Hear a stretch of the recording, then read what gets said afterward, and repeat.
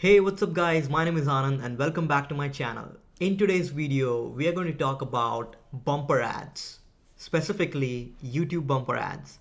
I'm going to be showing you what exactly is YouTube bumper ads, and we are actually going to build a campaign in Google Ads. So let's get started. Now, as you can see, bumper ads are basically short videos and they are basically 6 seconds or less.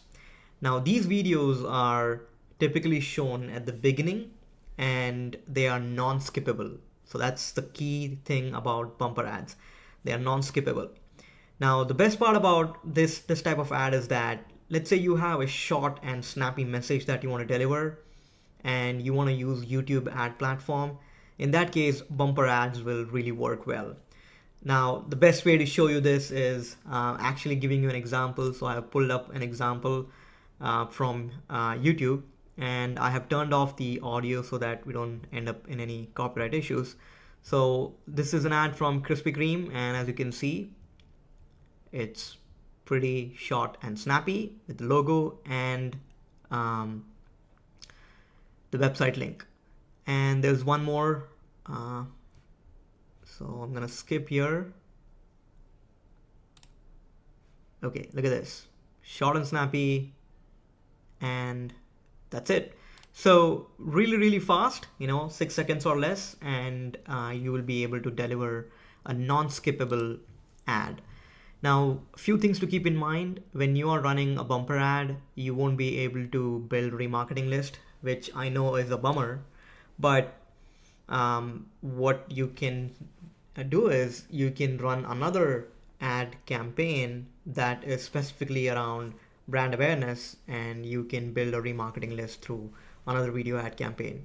So you can't build a remarketing list out of bumper ads, so keep in mind, and they have to be in a very short format. As I said, it's 6 seconds or less.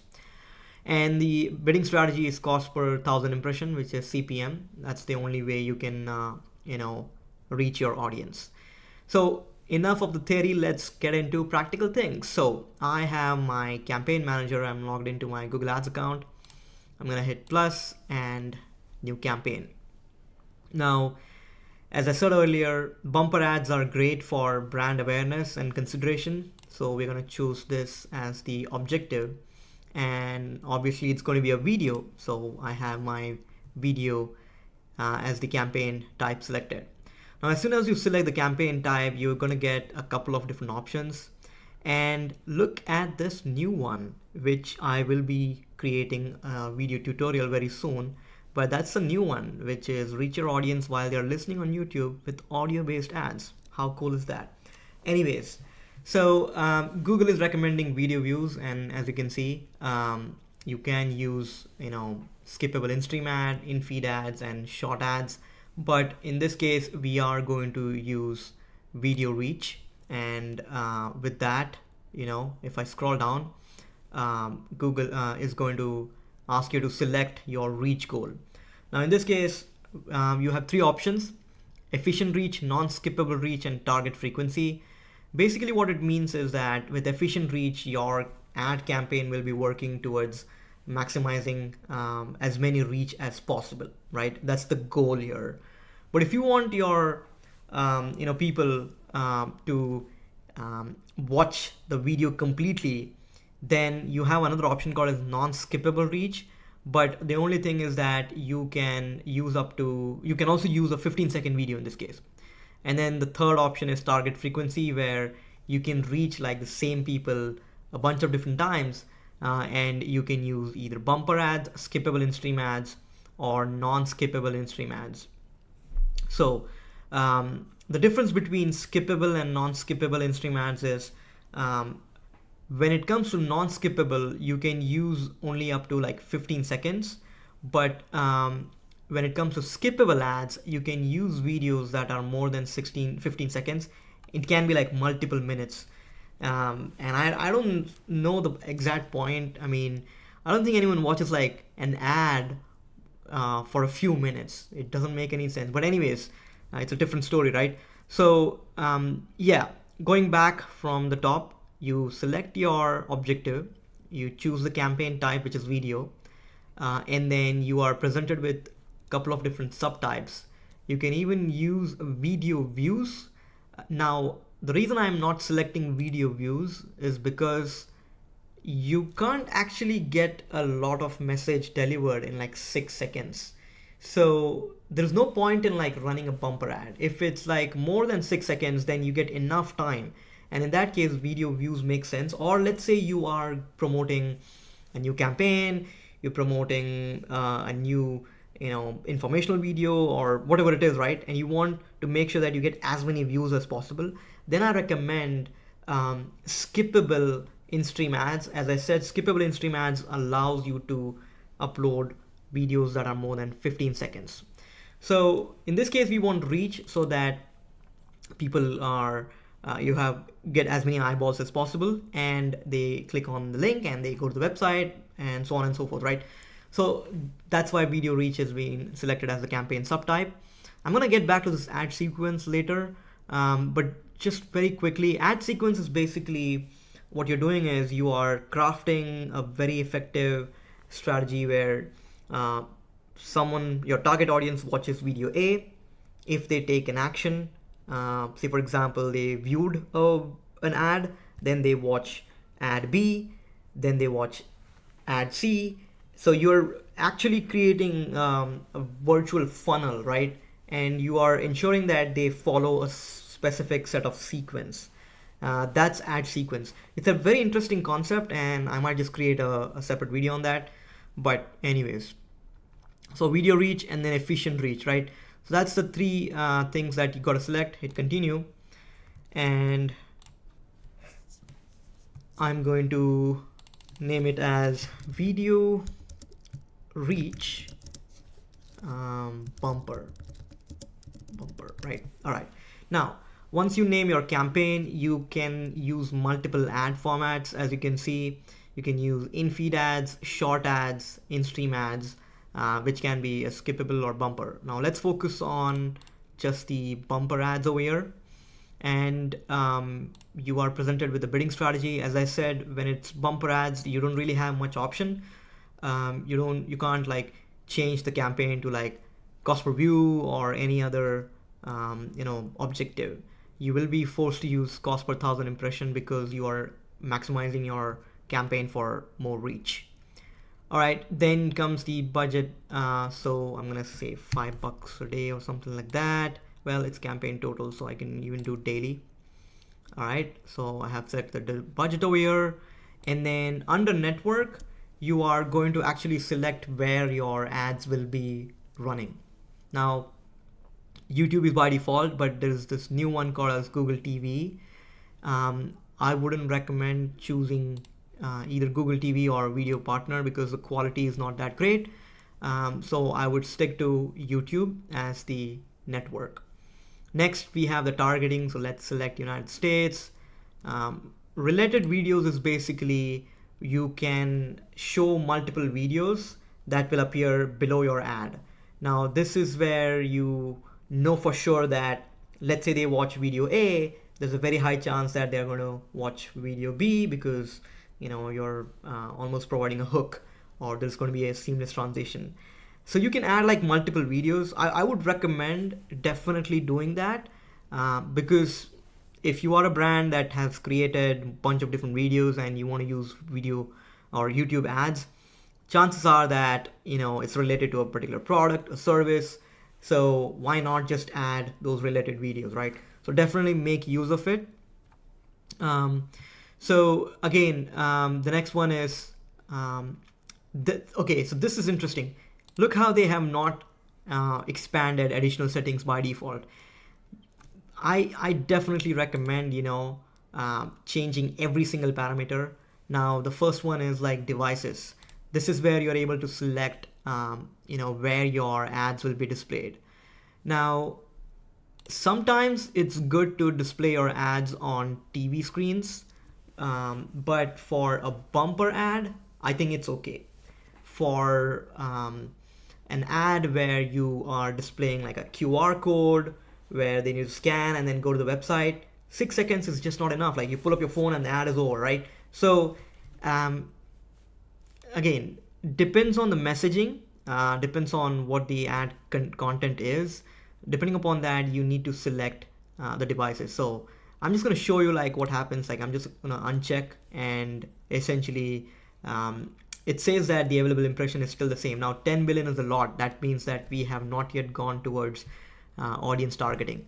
So anyways, operating system, again, you have an option in terms of like choosing okay, let's say it's okay, this is cool, because let's say your ad is about an app that you want your users to download, and it's only an iOS app. It makes no sense to select Android, BlackBerry, and Windows. You might just only select like iOS, right? So that's how like you can pinpoint your ads. And look at this, your ads will not show on computer devices when you use advanced mobile and tablet targeting. That's fine. Okay, then you have like device models. Okay, again, even on iOS, of course, it's going to be Apple. So I'm going to select Apple over here, and then network. Well, if it's like a specific, network that you want to select, let's say it's a partner ad for T-Mobile or Verizon, then you can select specific networks.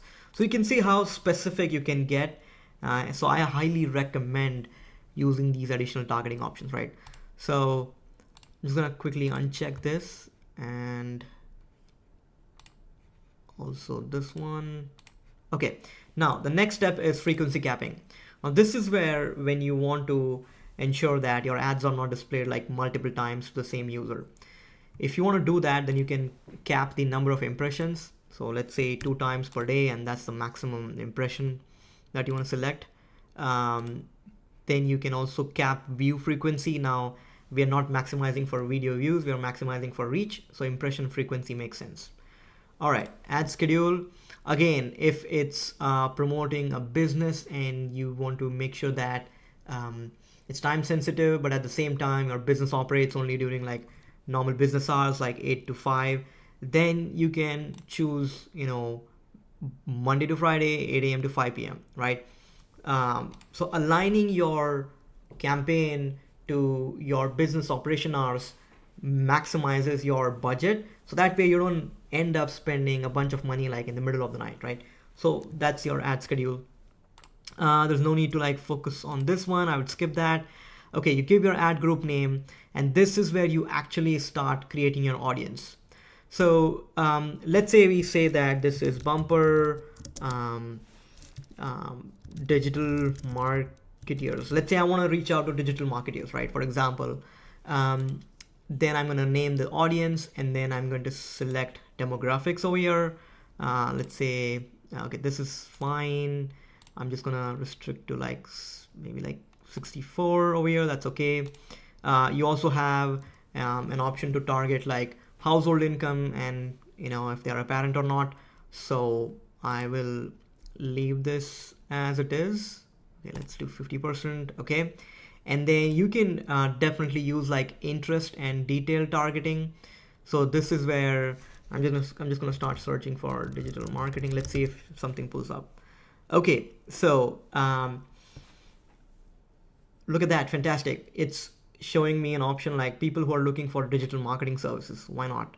I'm just going to select that. Digital marketing agencies, companies in general, if someone is looking for marketing, online marketing, these are all like really, really good, options. So I'm going to select them. Then you have like your own data. This is where you want to use your website targeting. So people who have visited your website in the last 180 days, this is not connected to my GA4 account, so it shows 0, but you can actually ensure that you are able to reach back to the users who have visited your website, right? So that's your data.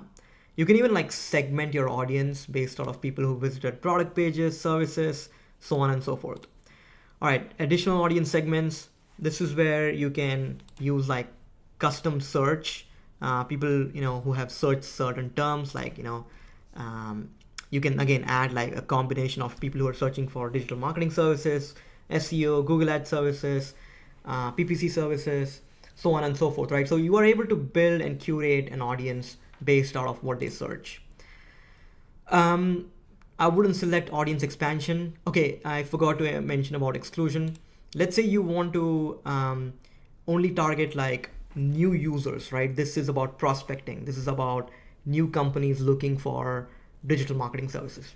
You don't want to target like existing customers. In that case, you can use an exclude remarketing list, which is basically you'll upload a list of customers, their email address, and your ad will not be displayed to existing customers, right? So that's again how you can ensure that you're only reaching to new audience. All right, then again you can narrow it down where you can paste in a bunch of keywords and it will narrow it further. um, Finally, I would recommend taking a look at placement. This is super cool because what I would say is when you search for a term like digital marketing, it will pull up a bunch of videos related to digital marketing. So let's say channels. Okay, I want to show, look at this, Digital Marketing Institute. Chances are someone, interested in digital marketing will be watching videos from this channel. So I'll select that. Okay, consulting, and also take a look at like this number of subscribers. That's going to give you a decent audience size.